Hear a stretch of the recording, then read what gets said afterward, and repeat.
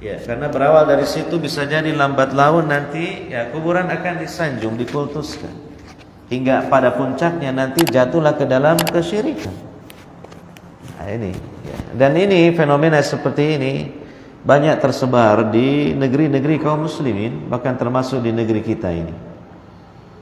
Ya, jadi jangan kemudian marah dulu atau tersinggung dulu dengan penjelasan ini, tetapi mari kita ya dengan kepala yang dingin berpikir, merenung dan melihat dengan kacamata syariat kita dan melihat ya dengan akidah kita yang sahihah.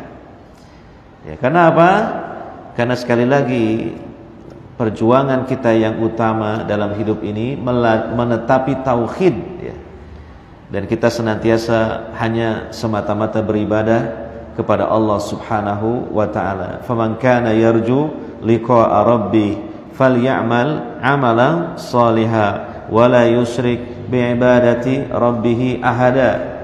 Dan sesuai dengan tujuan utama Allah Subhanahu wa taala menciptakan kita, itu semata-mata hanya beribadah kepada Allah Subhanahu wa taala. Wa ma khalaqtul jinna wal insa illa liya'budun. Dan tidaklah aku, kata Allah, menciptakan jin dan manusia melainkan supaya mereka beribadah kepadaku. Di sini penulis menjelaskan, innal musyahad allati naraha fil biladil islamiyah.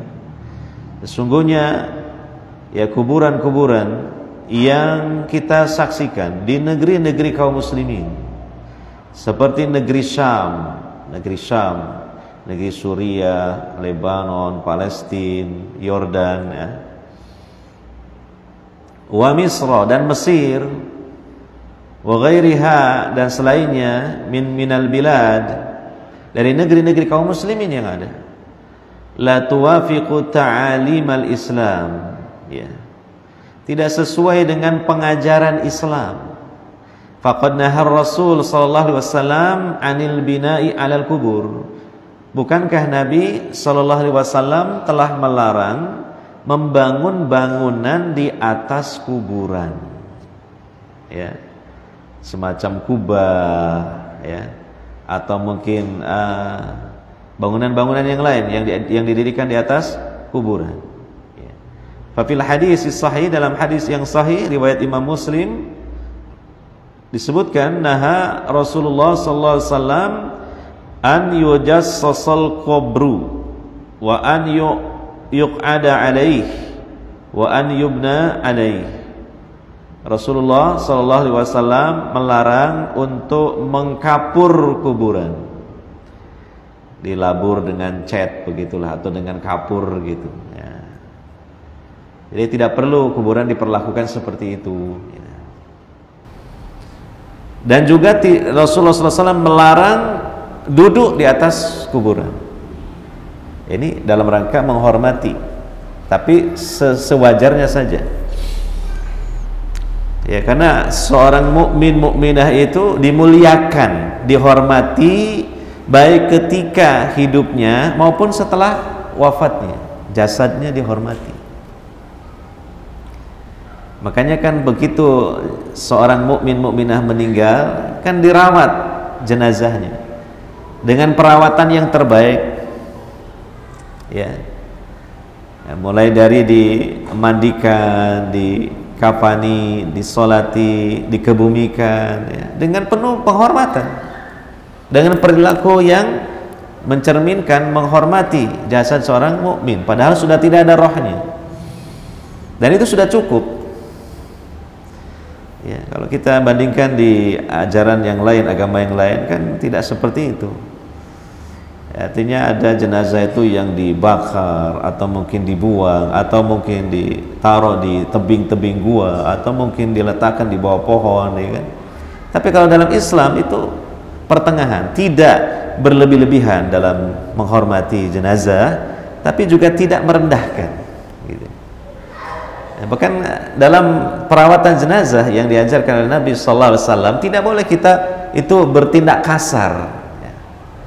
Ketika memandikan harus lembut, harus halus ya. Demikian ketika menguburkan, jangan sampai nanti memecah tulang jasad dari seorang mukmin mukminah ini. Kata Nabi SAW, kasru admil mu'min kakasrihi hayya. Kalau memecah tulang jenazah seorang mukmin mukminah, maka sama dengan memecahnya ketika dia masih hidup. Gitu ya. Nah, maka dalam perawatan jenazah ketika dimandikan juga dibersihkan, dihilangkan dari najis-najis, kotoran-kotoran ya. Dan ada sebagian dari pendapat memang diwudukan gitu. Ya. Kemudian dikucurkan cairan atau air yang dicampur dengan apa? Dengan daun bidara dan dengan kafur barus ya. Kemudian dikafani dan kemudian dioleskan minyak wangi. Nah, ini bentuk penghormatan yang sewajarnya ya, demikian dikebumikan ini kan. Tetapi jangan berlebihan,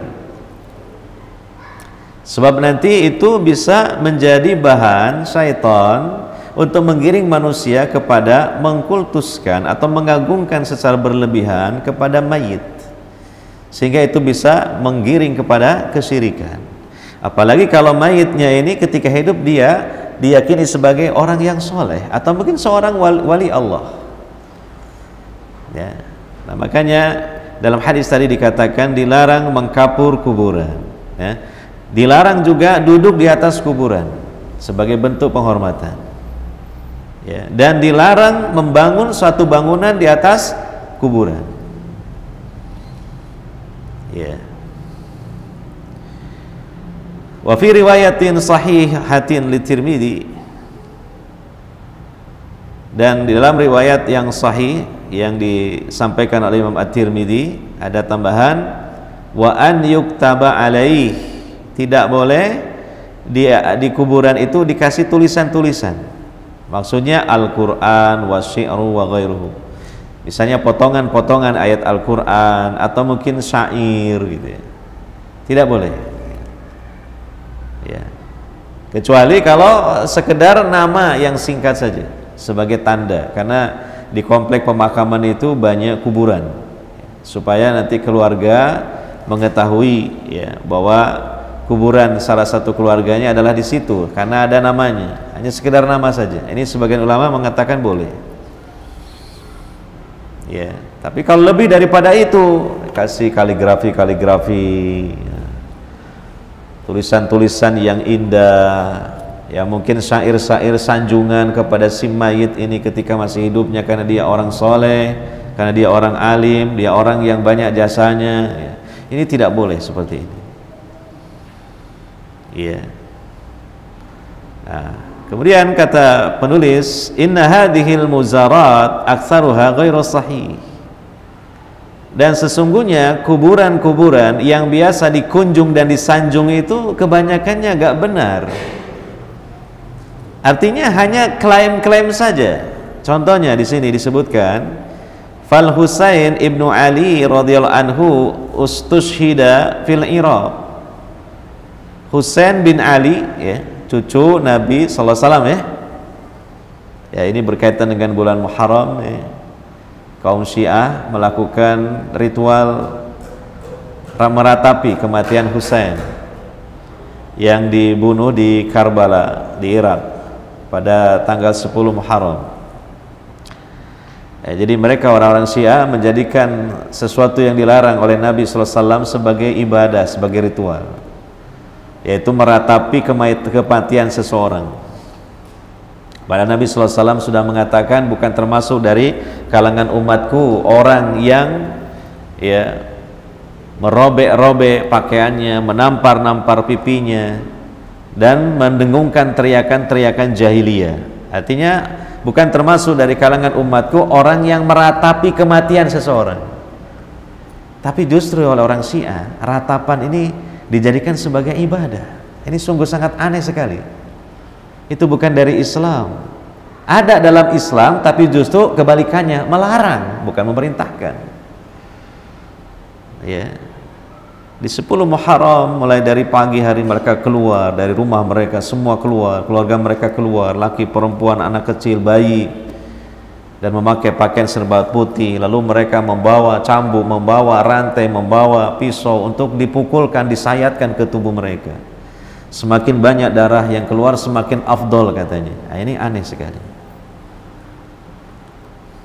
Ya, tentu kita harus mengetahui bahwa itu adalah bukan dari Islam, dan jangan sampai kita membenarkannya apalagi ikut-ikutan dalam acara tersebut. Ya, itu adalah ajaran dari agama Syiah. Nah, ini contohnya Husain bin Ali radhiyallahu anhu itu kan meninggal syahid di Irak. Ya. Walam yasil ila Misra, dan beliau belum pernah mengunjungi Mesir. Siapa? Husain bin Ali bin Abi Thalib belum pernah ke Mesir.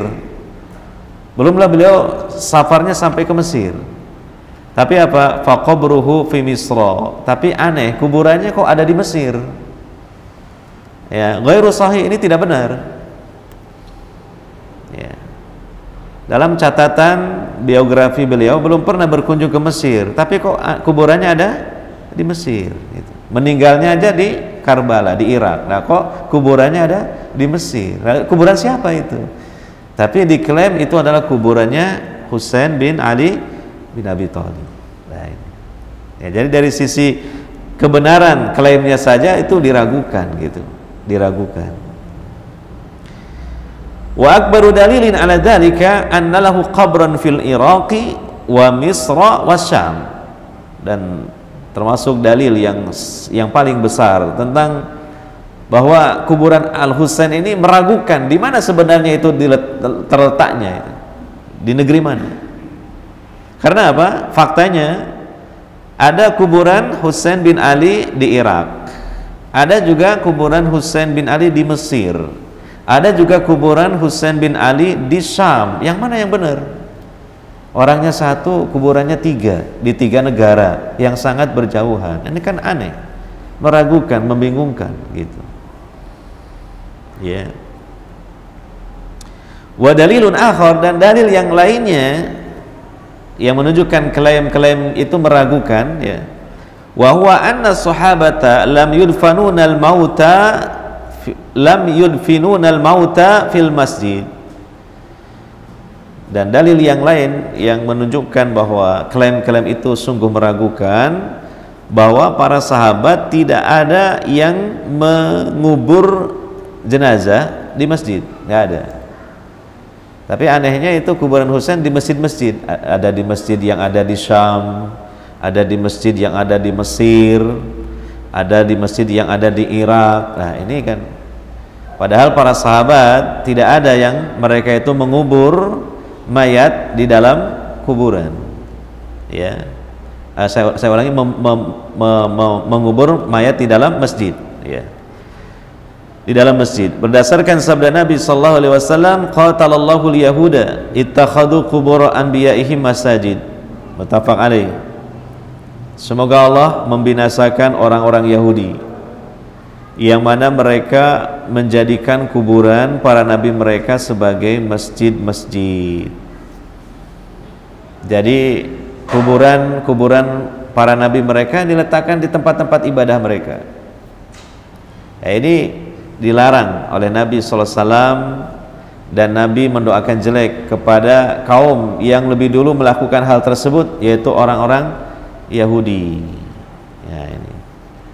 Nah, berarti dapat dipahami kalau ada kaum muslimin yang melakukan hal itu, dia itu mengikuti jejaknya orang Yahudi. Nah, dari situ sumbernya. Dan memang jauh-jauh hari Nabi SAW sudah memperingatkan dalam sabda beliau, la tattabi'unna sanana man kana qablakum shibran bi shibrin wa dhira'an bi dhira'in hatta walau dakhalu juhrad dabbi la dakhaltumuhu.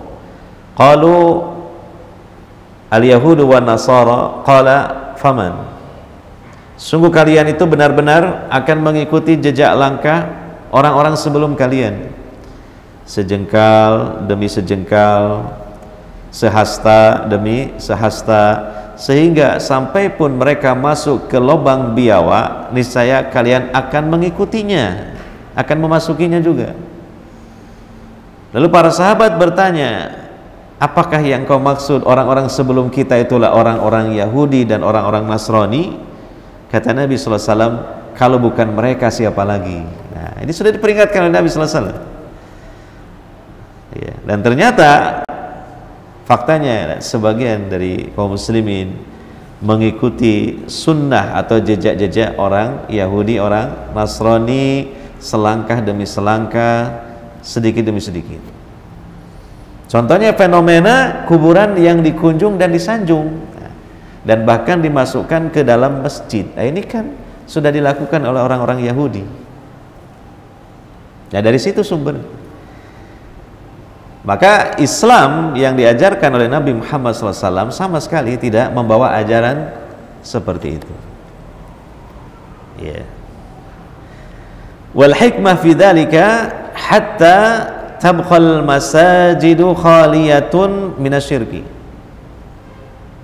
Qala Allah Ta'ala wa annal masajida lillah fala tad'u ma'allahi ahada. Surah Al-Jin ayat 18.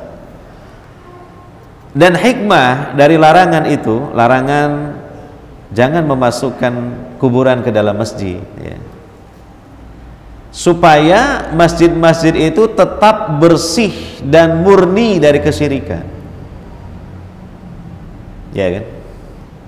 Nah, kalau kuburan dimasukkan ke dalam masjid, mesti kan ada pengagungan kepada kuburan itu, bahwa kuburan itu bukan kuburan sembarangan, ini pasti orang hebat, ini orang soleh, ini wali, kan gitu.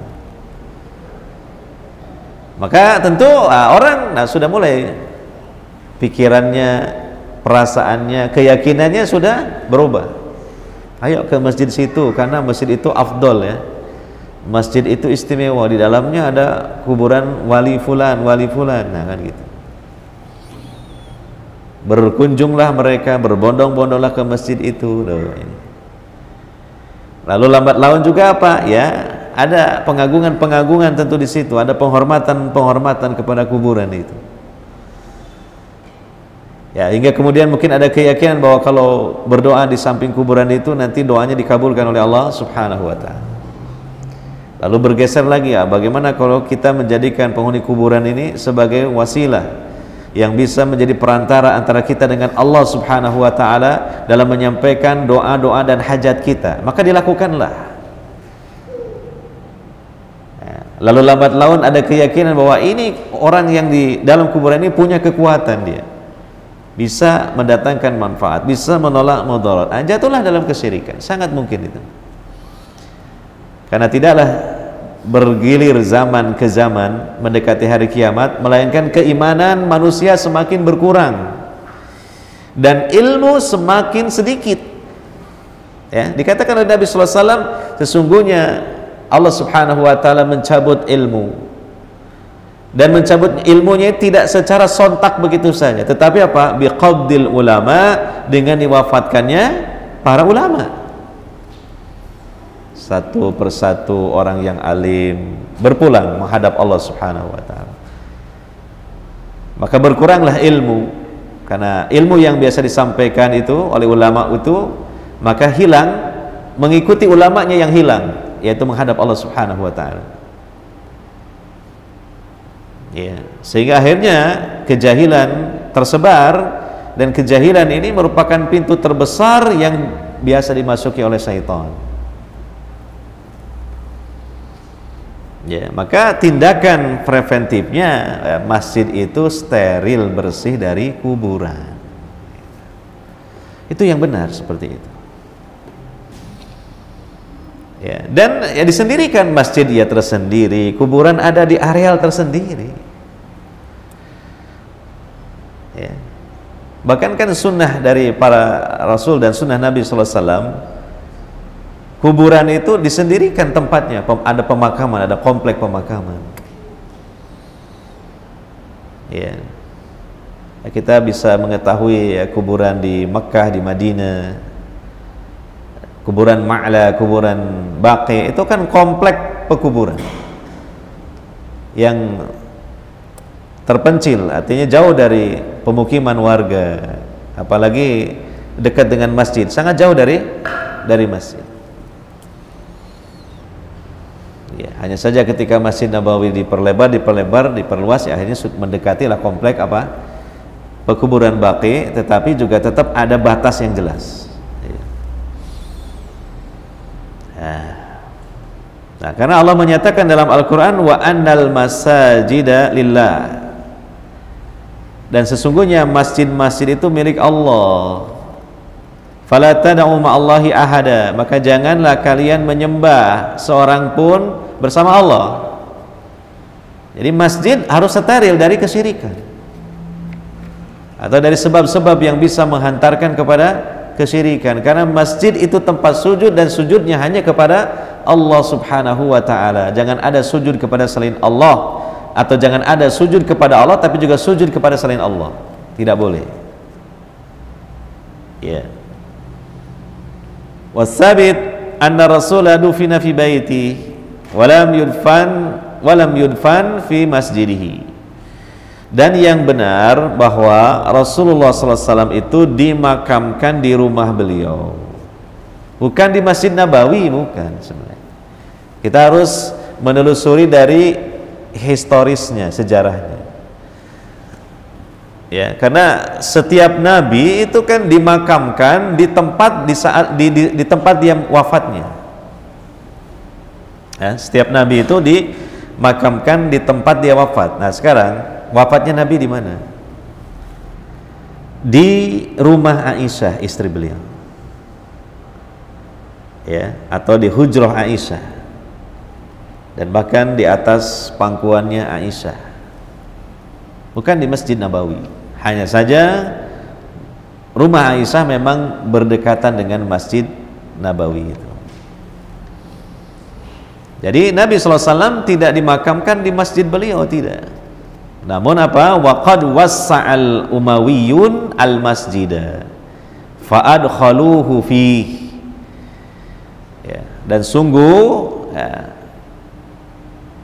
khilafah atau para khalifah Umayyah itu memperluas areal masjid hingga kemudian mereka memasukkan kuburan Nabi ke dalam masjid. Ya, ditermakanlah areal kuburan Nabi oleh pembangunan atau perluasan bangunan Masjid Nabawi. Ya, wailatahum lam yaf'alu. Duhai, alangkah baiknya jika mereka tidak melakukan itu gitu. Tapi yang terjadi seperti itu. Andai saja perluasan Masjid Nabawi itu tidak memakan areal kuburan Nabi, itu tentu lebih baik lagi gitu. Tapi yang terjadi tidak demikian. Ya, termasuklah kemudian makam Nabi ke dalam areal masjid itu. Maka akhirnya ya, oleh para raja setelahnya, para sultan setelahnya, kuburan Nabi ini dikasih dinding yang tinggi, yang berbentuk segitiga, yang sangat tidak memungkinkan orang untuk mendekat apalagi masuk ke dalam areal kuburan Nabi Sallallahu Alaihi Wasallam. Dan bisa kita lihat sekarang ini di Masjid Nabawi, ya, dekat dengan Raudhah itu.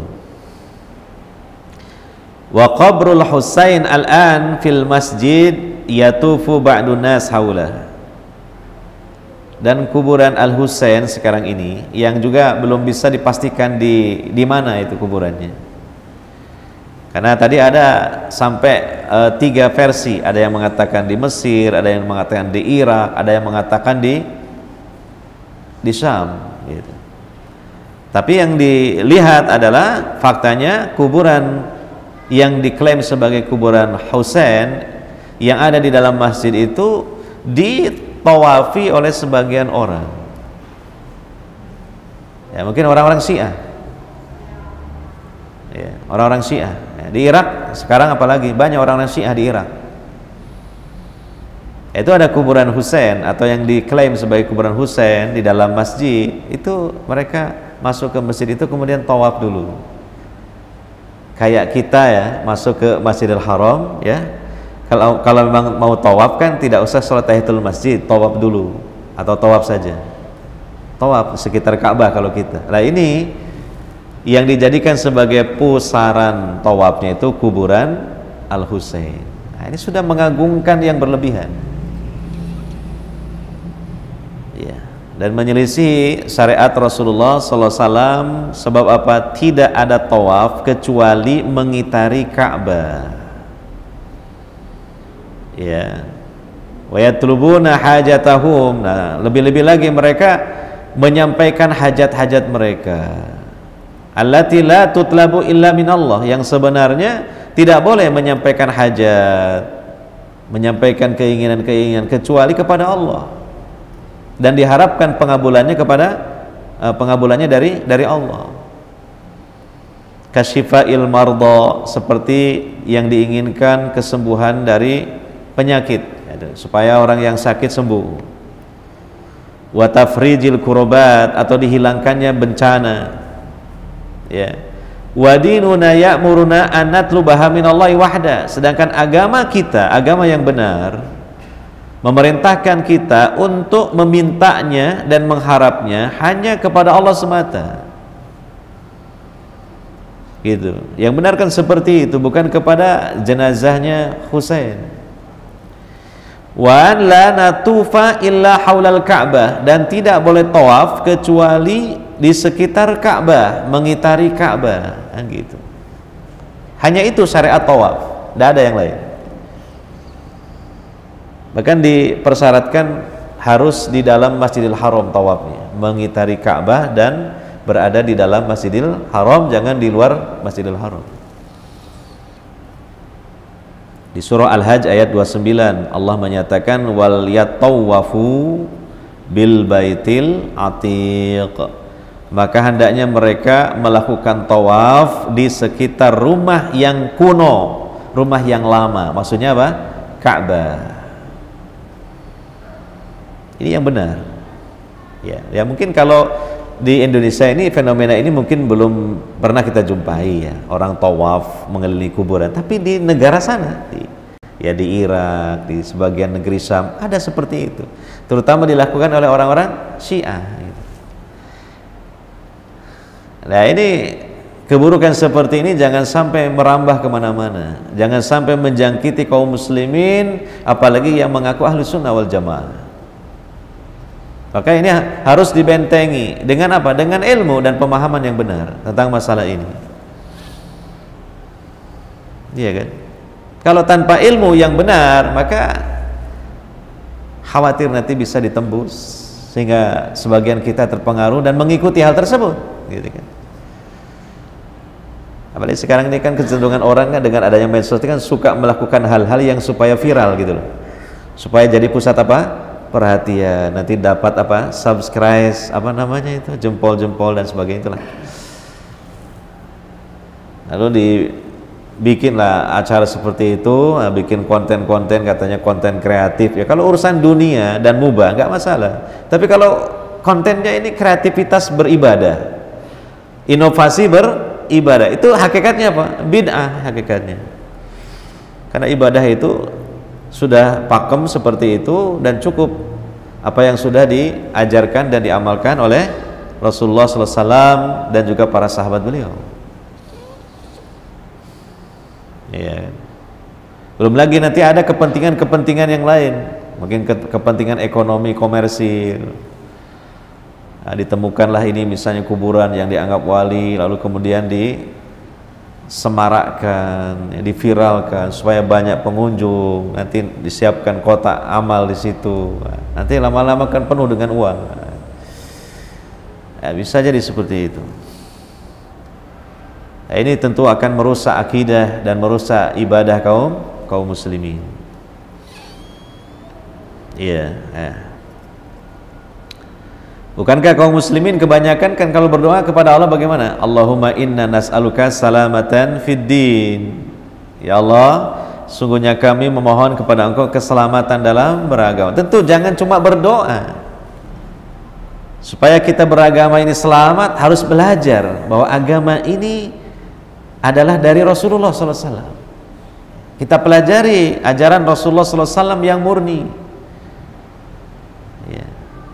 Ajaran Rasulullah SAW yang kemudian dilanjutkan oleh para sahabat beliau, itu yang harus kita pelajari. Kemudian kita ikuti, kita ittiba. Nah, maka insya Allah sesuai dengan doanya akan mendapatkan keselamatan dalam beragama. Ya. Karena bagaimana agama ini bisa menyelamatkan kita kalau agamanya tidak selamat? Iya, coba dipikirkan. Bagaimana ajaran agama ini bisa menyelamatkan kita? Ajarannya sendiri tidak selamat. Artinya sudah kecampuran perkara-perkara yang bukan dari Islam. Ya. Ajaran agama yang selamat saja belum tentu menyelamatkan kita kalau tidak kita terima dan kita laksanakan. Apalagi kalau ajarannya sendiri sudah tidak selamat, bagaimana bisa menyelamatkan kita? Nah, ini jadi perlu penjabaran dari doa Allahumma inna nas'aluka salamatan fid din. Ya. Poin yang kedua, inna mashadas sayyidah Zainab binti Ali fi Misra wa Dimashqa ghairu sahih. Demikian kuburan yang dikunjung dan disanjung yang diklaim itu adalah kuburan Sayyidah Zainab binti Ali, ya, berarti putri, ya, putrinya Ali. Kalau tadi Husain putranya Ali. Memang kalau kita perhatikan ini ya hal-hal yang diyakini oleh orang-orang Syiah karena mereka sangat mengagumi keluarga Ali bin Abi Thalib gitu, yang mereka sebut sebagai Ahlul Bait, ya. Ada kuburan Sayyidah Zainab binti Ali itu ditemukan di Mesir, nah, demikian juga di Damaskus. Maka itu tidak benar. Kenapa? Li'annaha lam tamut fi Misra, karena Zainab binti Ali itu beliau tidaklah wafat di Mesir, wala fi Syam, tidak juga wafat di Syam. Damaskus itu bagian dari negeri Syam, ya, Damaskus, Suriah kalau sekarang. Wa dalilu ala dzalika wujudu mashhad laha fi kullin minhuma. Dalil yang menunjukkan bahwa itu hanyalah klaim atau meragukan karena apa? Ditemukan dua kuburan di dua negeri itu. Orangnya satu, kuburannya dua. Bagaimana?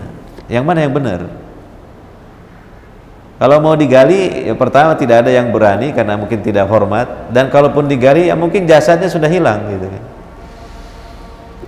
Akhirnya ya sudah, itu ada dua kuburan, dua-duanya diklaim kuburan Sayyidah Zainab binti Ali. Yang mana yang benar? Orangnya satu, kuburannya dua. Nah, ini faktanya seperti itu. Ya mungkin masing-masing orang-orang yang di dua negeri itu mengklaim yang benar yang ini gitu. Menurut orang Syam, ya yang ini yang benar. Menurut orang Mesir, oh yang ini yang benar. Nah, pasti begitu. Sementara tidak ada perkara yang sahih, yang valid untuk membuktikan mana yang lebih benar. Nah, ini kan sekedar klaim-klaim saja. Iya.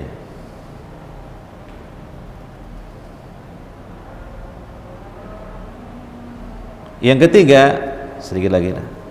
Innal Islam yunkiru bina al-qubab alal kubur. Ajaran Islam itu mengingkari dibangunnya kubah-kubah di atas kuburan.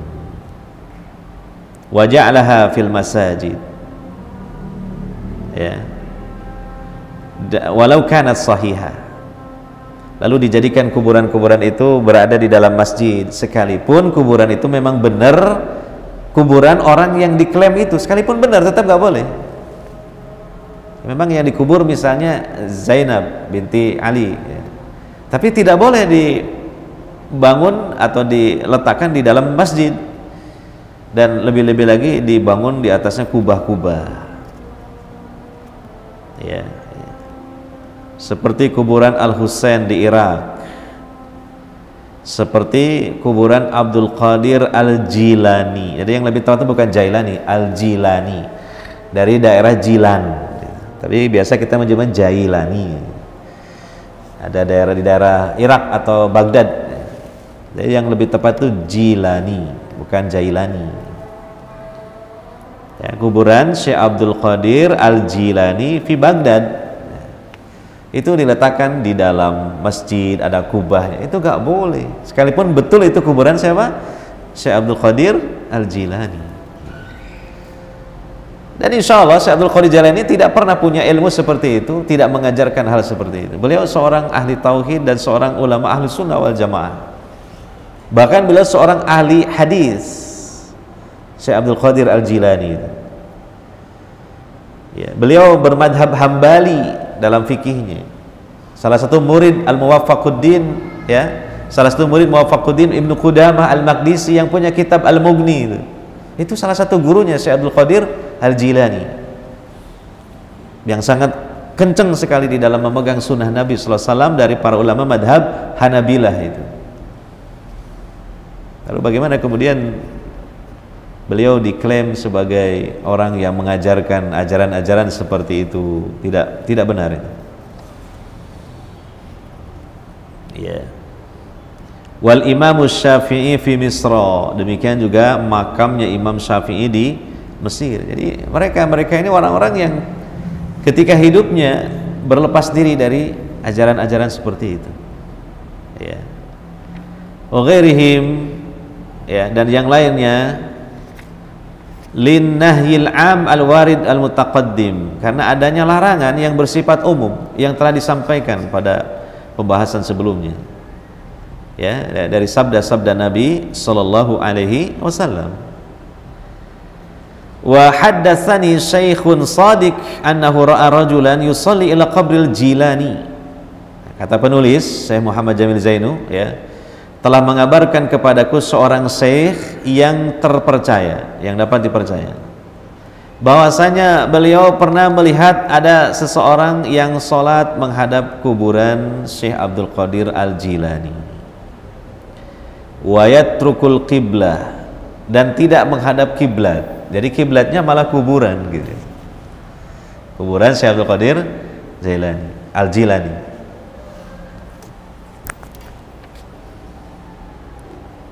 Wa qaddama nasihata lahu, lalu syekh ini menyampaikan nasihat kepada orang ini dengan lembut, dikasih tahu, dinasehati, nggak boleh Pak kalau sholat itu kiblatnya ke arah Ka'bah, bukan ke kuburan gitu. Dan itu adalah syarat sahnya sholat, ya, menghadap ke kiblat, yaitu Ka'bah. Kalau tidak menghadap kiblat tidak sah, kecuali sholat sunnah di atas kendaraan dibolehkan, ada keringanan. Karena Rasulullah SAW pernah melakukan itu. Sholat sunnah di atas kendaraan dan menghadap kemana saja seiring dengan kendaraannya menghadap. Tapi kalau sholat fardu harus turun dulu dari kendaraan menghadap ke kiblat Ka'bah. Maka dijelaskan oleh ahli fikih, ya, bahwa kalau kita sedang berada di suatu perjalanan dan bingung menentukan arah kiblat, sementara waktu sholat fardu sudah datang, harus berusaha mencari dulu arah kiblatnya. Jangan sembarangan. Jangan perkiraan saya gitu, jangan, dicari dulu, berusaha. Nah, kalau sudah berusaha maksimal lalu dia memilih arah tertentu dan diduga kuat sebagai arah kiblat, sholatlah menghadap situ. Kalau ternyata nanti keliru tidak masalah, tidak usah mengulang sholatnya. Tapi kalau asal saja menghadap kiblat nanti ternyata keliru, dia harus mengulang sholatnya, karena menghadap kiblat ini salah satu dari syarat sahnya sholat. Nah, ini dengan sengaja malah menghadap ke arah kuburan Syekh Abdul Qadir Al-Jilani. Tapi apa? Farafadhaha. Orang ini menolaknya, nggak menerima nasihat. Gitu. Karena sudah kadung keyakinannya begitu. Ditolak nasihat tadi. Dan bahkan waqala lahu, dia mengatakan kepada Syekh ini, anta Wahabi. Kamu ini orang Wahabi. Gara-gara menyampaikan nasihat jangan sholat menghadap kuburan, malah yang menyampaikan nasihat dikatakan orang Wahabi. Wa ka'annahu lam yasma' qawlahu sallallahu alaihi wasallam la tajlisu 'alal kuburi wa la tusallu ilaiha, rawahu Muslim. Kata Nabi sallallahu alaihi wasallam, ya, tidakkah dia mendengar atau membaca sabda Nabi SAW, jangan kalian duduk di atas kuburan dan jangan kalian sholat menghadap kuburan. Sekarang ini jadi polemik, disebarkan di medsos-medsos tentang sebagian saudara-saudara kita menyolati jenazah Ustaz Yazid rahimahullah yang sudah dimakamkan. Lalu dikatakan bahwa ini sebagian murid-muridnya Ustaz Yazid ini tidak konsisten dengan ilmunya. Katanya dilarang sholat menghadap kuburan. Lah kok sholatnya menghadap kuburan gurunya gitu. Nah, ini kesalahpahaman yang harus dijelaskan dan diluruskan. Yang dilakukan oleh teman-teman sholat menghadap kuburan Ustadz Yazid bukan menghadap menjadikan sebagai kiblat, tapi menyolati jenazah Ustadz Yazid yang sudah dimakamkan gitu. Dan itu boleh bagi orang yang terlambat belum sempat menyolati jenazahnya sebelum dimakamkan, dan hadisnya sahih dalam masalah ini. Bisa dilihat juga dalam kitab Riyadhus Shalihin karya Imam Nawawi dengan bab fadlu du'afatil muslimin, bab keutamaan orang-orang yang lemah dari kalangan kaum muslimin, bahwa Nabi SAW singkat cerita mengajak sebagian sahabat untuk ke kuburan seorang wanita yang biasa nyapu masjid, di mana Nabi terlambat, belum sempat menyolatinya karena Nabi tidak diberitahu. Maka Nabi minta kepada sebagian sahabat supaya ditunjukkan kuburannya. Nah, dibawalah Nabi oleh sebagian sahabat ke kuburan wanita itu. Lalu sesampainya di kuburan itu, Nabi mengajak sebagian sahabat yang juga sudah sholat jenazah untuk sholat kembali bersama Nabi menghadap kuburan wanita itu. Nah, ini juga dibolehkan bahwa orang menyolati jenazah berulang-ulang itu boleh, karena sahabat melakukannya 2 kali. Dan yang kedua ini sunnah. Yang pertama fardu kifayah. Dan Nabi SAW menyolati jenazah yang sudah dimakamkan, bukan yang dimaksud itu sholat menghadap makam, bukan, beda ya. Ini menyolati jenazah, cuma jenazahnya sudah dimakamkan, orang yang menyolatinya belum sempat menyolati ketika jenazah belum dimakamkan. Dan ini bukan sekedar ijtihad ulama, ada hadisnya, dilakukan oleh Nabi SAW bersama sebagian sahabat beliau. Nah, bagi mereka yang punya penafsiran tadi, mungkin belum pernah membaca hadis itu, belum menemukan hadis itu, atau sudah baca cuma terlewatkan, lupa gitu. Karena kitab Riyadhus Shalihin ini kan kitab yang cukup masyhur di kalangan kaum muslimin Ahlus Sunnah dan dipelajari di pondok-pondok pesantren. Ya, jadi tidak bertentangan dengan larangan Nabi SAW, la tusallu, ya, wala tusallu ilaiha, jangan kalian sholat menghadap kuburan. Nah, itu tadi fenomenanya dalam bab sholat jenazah. Sholat jenazah bagi orang yang terlambat belum sempat menyolatinya. Itu. Tapi kalau orang sholat biasa lalu malah menghadap kuburan, nah itu yang dilarang. Bukan temanya sholat jenazah, bukan, sholat biasa, sholat 5 waktu, sholat sunnah, malah menghadap kuburan, itu yang dilarang. Dan namanya sholat jenazah kan beda dengan sholat biasa. Sholat jenazah cuma berdiri saja, tidak ada ruku, nggak ada sujud. Maka jelas itu sholatnya bukan sholat secara umum, ya, menyolati jenazah yang sudah dimakamkan. Ya. Tapi kalau sholat biasa, ya menghadap kuburan misalnya, ada berdirinya, ada rukuknya, ada sujudnya. Nah, itu. Jadi harus dipahami oleh kaum muslimin supaya sesuai dengan doa mereka. Allahumma inna nas'aluka salamatan fid din, memohon keselamatan dalam beragama, terutama dalam bab tauhid, itu yang pertama dan utama harus diselamatkan. Harus diselamatkan. Setelahnya masalah ibadah, masalah muamalah, masalah akhlak dan seterusnya. Ya, karena kalau tauhid tidak selamat, ini sangat-sangat fatal sekali. Ya, ini adalah rukun Islam yang pertama dan rukun iman yang pertama. Yang pertama-tama poin yang ditanyakan oleh malaikat Munkar Nakir di alam kubur adalah tentang tauhid. Man rabbuka, siapa Rabbmu? Bagaimana kiranya seseorang ketika ditanya man rabbuka, sementara dalam hidupnya dia beribadah kepada Allah dan juga beribadah kepada selain Allah. Kira-kira bisakah menjawab pertanyaan itu? Padahal yang bisa menjawab pertanyaan itu adalah orang al-muwahhid yang mentauhidkan Allah subhanahu wa ta'ala, baik dalam rububiyah, dalam asma sifat, dan juga dalam ubudiyah atau uluhiyah. Hadirin wa hadirat yang dimuliakan oleh Allah Subhanahu wa taala, ya, karena sudah kita dengar tadi dikumandangkan azan Isya, maka kita cukupkan dulu kajian kita pada kesempatan kali ini sampai poin yang tadi, ya, yaitu poin yang ketiga, dan insya Allah nanti kita lanjutkan lagi poin setelahnya dalam bab kuburan-kuburan yang dikunjung dan disanjung. Demikian, semoga bermanfaat. Subhanakallahumma wa bihamdika asyhadu an la ilaha illa anta astaghfiruka wa atubu ilaik. Wa sallallahu ala nabiyyina Muhammadin wa ala alihi wa sahbihi ajmain. Wassalamualaikum warahmatullahi wabarakatuh.